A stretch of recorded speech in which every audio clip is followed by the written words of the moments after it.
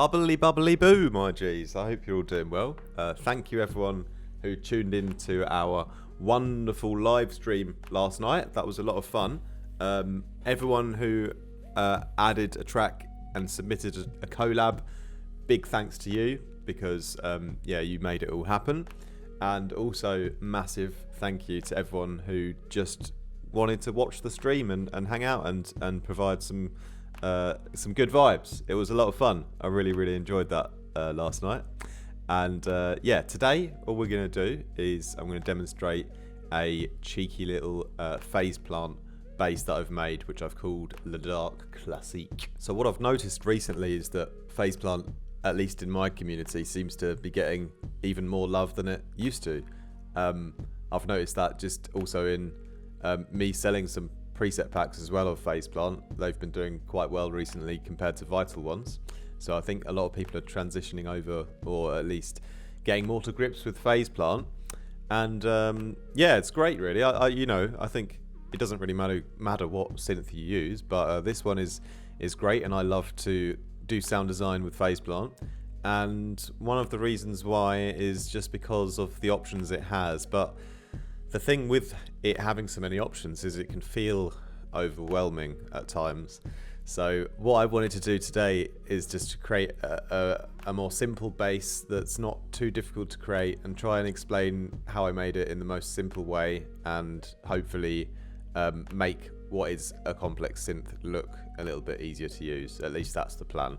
So yes, let's dive in and I'll show you the bass I've made today. So while I'm designing a bass, I'll usually always put down a beat because it helps me to create something that's rhythmically interesting. Okay, so I've just laid down some of the samples from my new sample pack Pyramid, because there's some great drum samples in there. So I've got a couple of hat loops and a kick and a snare. So drums are sounding quite punchy, just like this. Okay, and I'll give you a quick little demo of how it sounds with the bass together, and then we'll walk through how I made it. So here it is with the bass.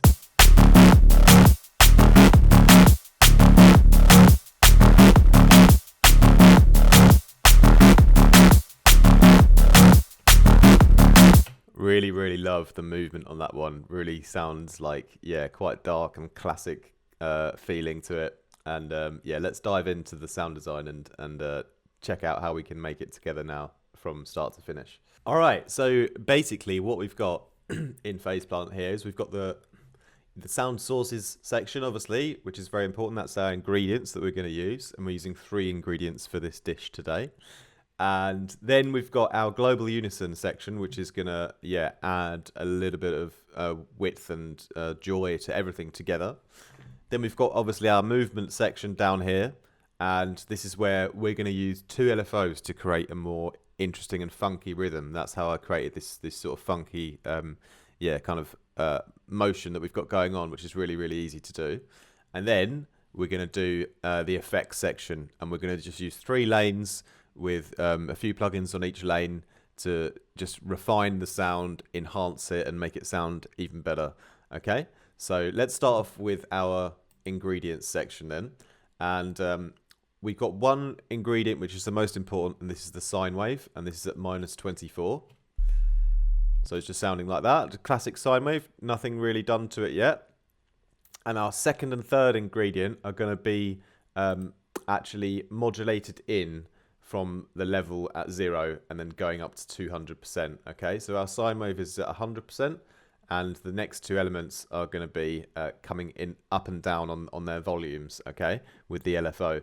And so this second one here is also another sine wave, but this time we've done it 2 octaves higher, so it's at 0 with a little bit of detuning, and the little detuning is just to make it a bit more realistic, a bit more random, okay.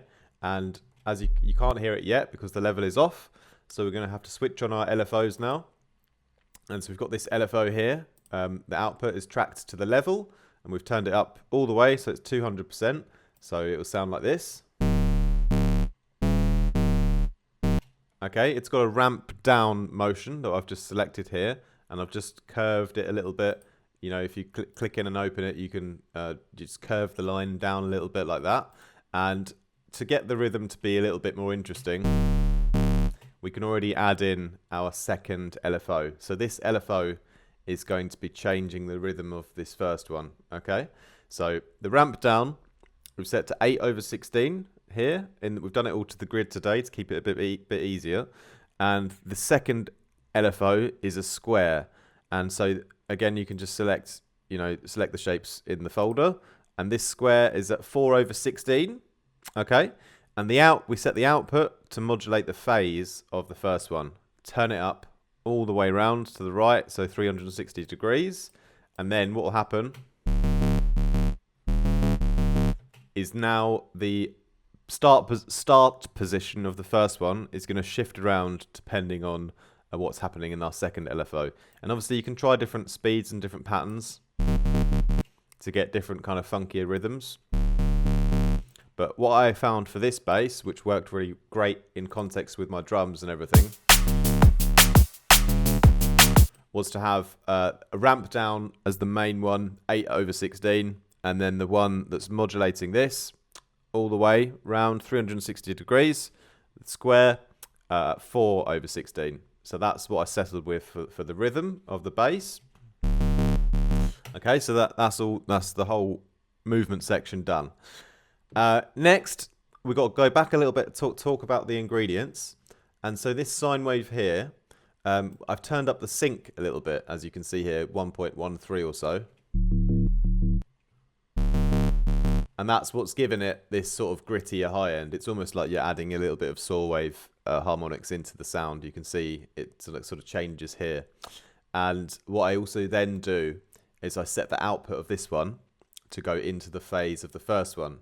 So this is frequency modulation, and it might be getting a little bit complicated now, this patch, but really it's not really anything super special. We're just giving the main sine wave a little bit of the harmonic kind of flavor from this one by using the FM. So we're kind of like mashing them together a little bit, and it makes the first one a little bit grittier then.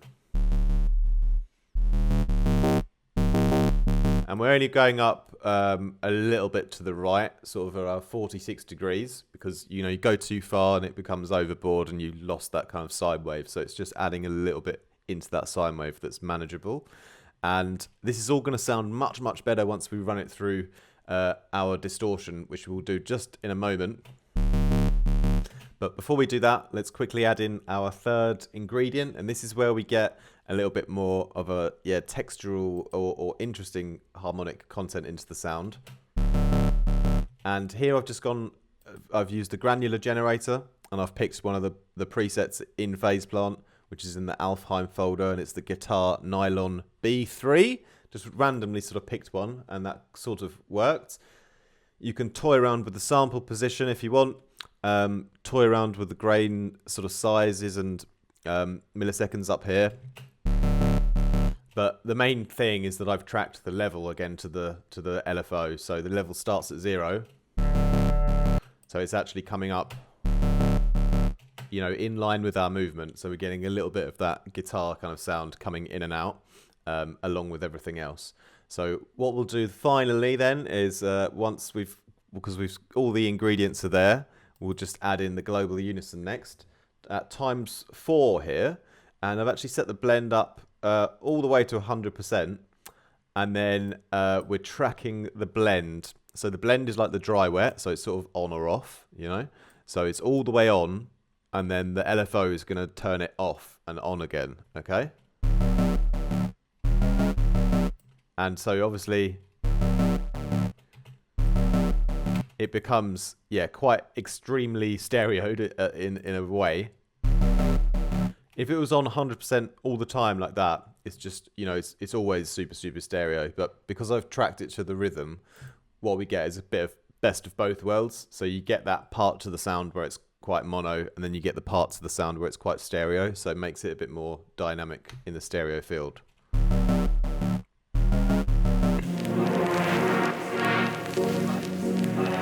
All right, let's move on to really slamming on the distortion now. This is where it gets fun because it doesn't sound that great yet. And the first thing and the main kind of effect that we've used is the shaper. And this is the snus. And sometimes when you're designing the patch, you know, I often have it in mind that I'm gonna distort it heavily.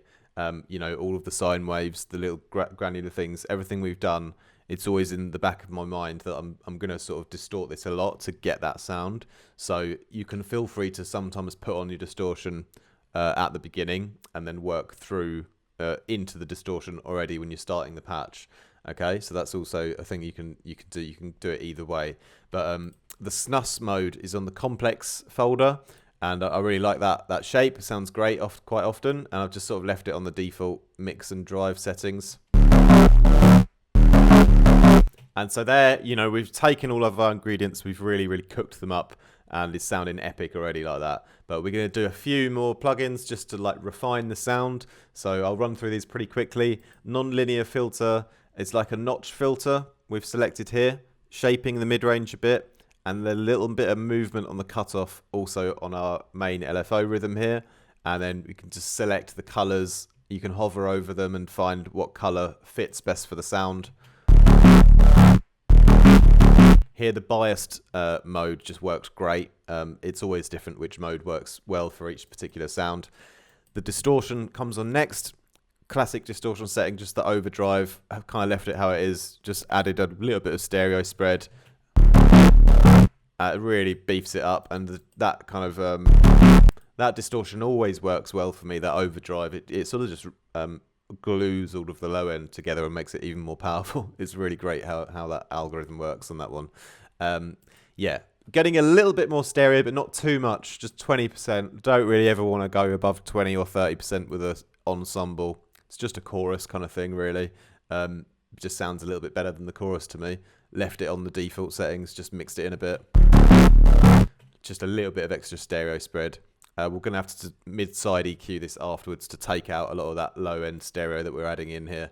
But that's okay, because we're not going overboard. We're just doing like 20% here, 20% there. Same again, 20% reverb, white blur, 50 millisecond, nice and tight one. Really tight little convolution. Love that one. And then moving on, coming to the end now. I love a little high-end boost occasionally when I think the sound needs it. So just really flattening everything off in the top end, making it sound full. And then just one little refinement again with the overdrive. This time I didn't spread it because it sounded so great just having it just pure. And then we've done a tiny little extra high-end boost again, just like 0.6 dB. This is where I'm just using like my more sensitive hearing to try and just get the best out of the sound at the end here. Just like a slight bit of extra volume and saturation and high-end boosting where I thought it had a bit more space, really, you know, a little bit of a kind of mastering thing at the end to finish the patch. Of course, I could go and make some macros, do some different variations, but it already sounds great like this. And yeah, playing that obviously with the beat just sounds so fat. And, you know, I could finish with the phase plant there, you know, bounce that out and then do a ton more things in post-processing, you know.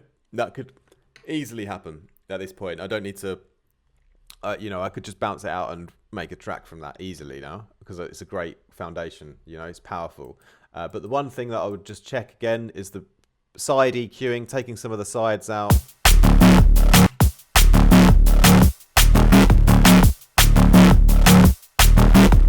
Might be worth running over a couple of low cuts to take out the sides because it's quite a lot in there. So I could probably add in another one if I wanted to, and just make sure there's not too much rumble in the low end in the sides.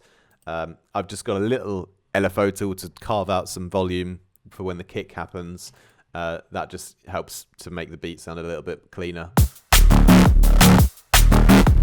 But that is the walkthrough of the Dark Classique, and I believe I explained everything to the best of my ability, at least. Oh, there's a little thing on here on the bias, the global unison. I've actually, you can sort of just affect the tonality of it a bit by changing the bias knob. I just brought that to the left a little bit, just in case you wanted to copy it exactly. That's something else I did. That's pretty much everything. I think I've covered it all, so you could probably go ahead and copy it if you like it. But hopefully you won't want to actually copy it exactly, and you'll maybe start copying it, but then go on and do something else, you know? Because I think like with the YouTube videos, like it's great to like copy and follow along, but my idea for making YouTube videos for this is like you can like see the video and you get to a point where you think, oh right, I've got an idea, you know, turn the video off and go and do my own thing. So I just want to be giving that bit of inspiration and creative flair, but I don't necessarily think you have to like copy everything exactly, you know, but I just want to show my process and hopefully just spark a little bit of inspiration. So hopefully I've done that for you guys today. So big ups for watching today, my G's, really appreciate it. And if you ever want to give something back, you can do some things for free. You can go and check out my label on SoundCloud. A lot of great artists on there, also members of the channel. You can just go to Artificial Music on SoundCloud, give us a little follow, that would really be appreciated. We're on Instagram as well. If you search Artificial Music with a 1, you can keep up to date with the releases and things on Instagram and give us a follow there if you feel kind enough to do that.